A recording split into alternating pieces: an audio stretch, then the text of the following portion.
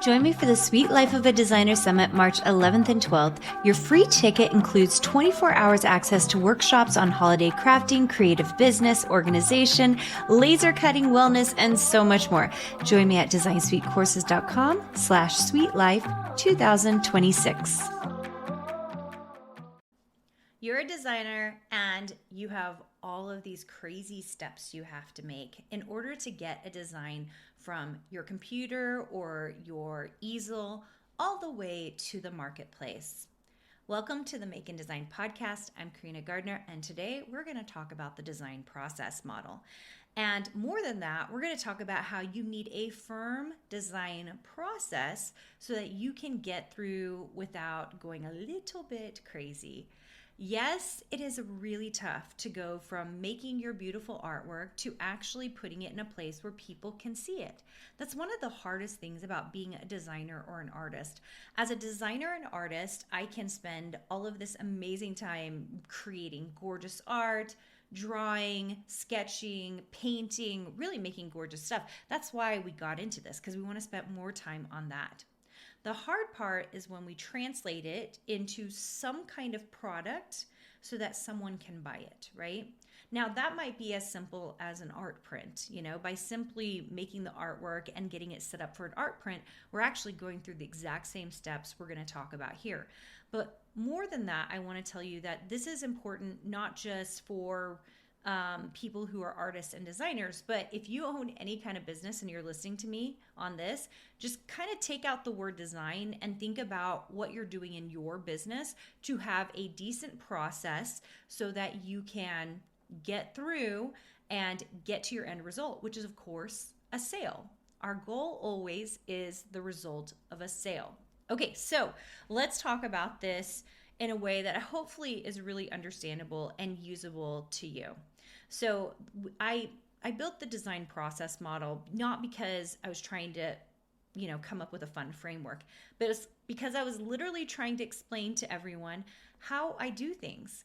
I wanted everyone to feel like they had simple steps to move forward.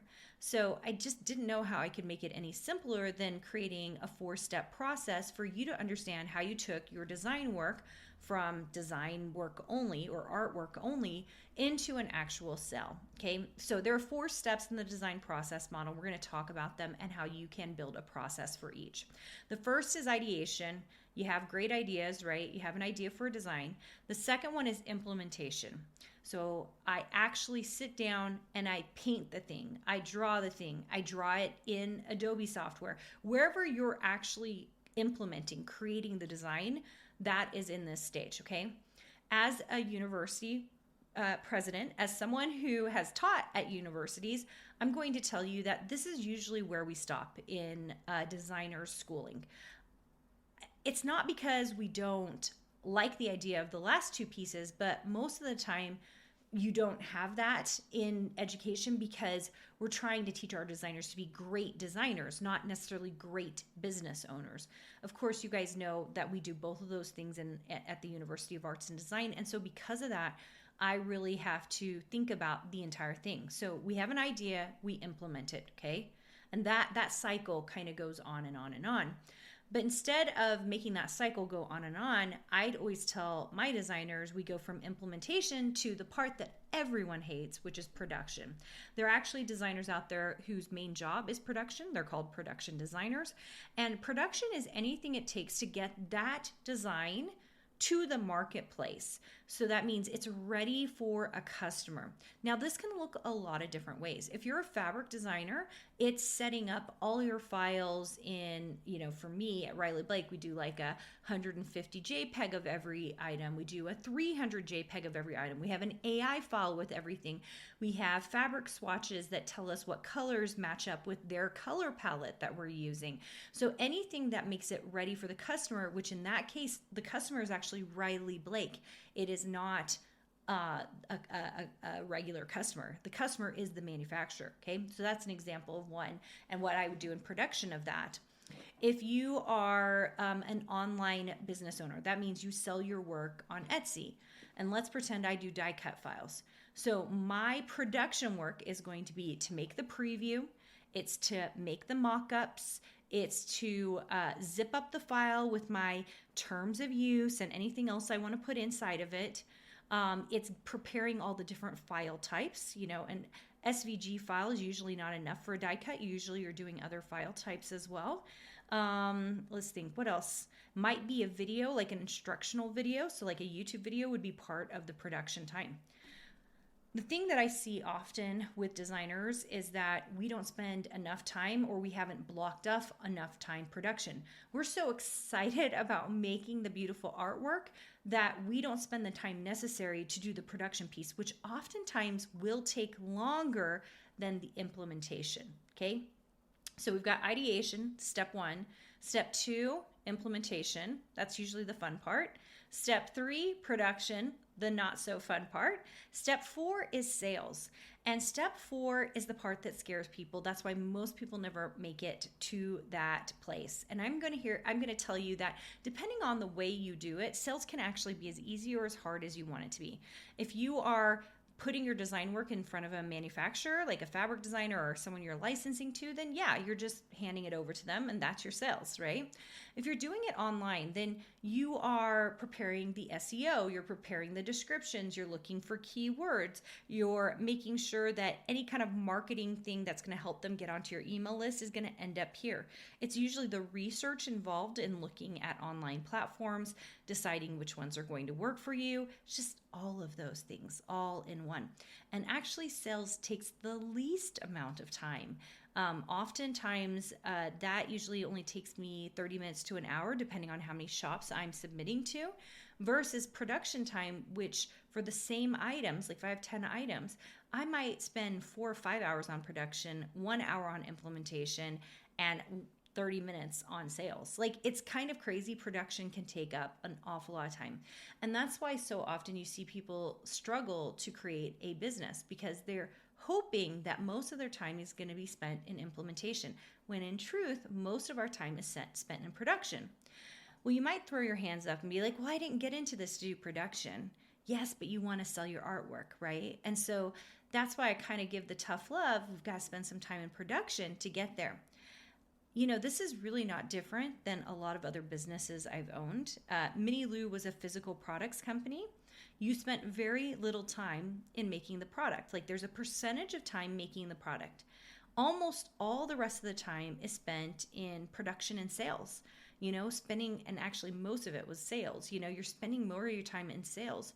So just know that most of the time, people who love making products, and I'm one of them, and I suspect you're one of them, we're actually a very small fraction of the entire process of creating any kind of business. And that's so often I tell people, like, well, if you're a designer who doesn't want to do a business, the best thing you can do is go work for somebody else, because you'll be designing full time. Like, if you go work in corporate as a designer, which is not a bad thing, it's really a fun thing, you get to design the full time.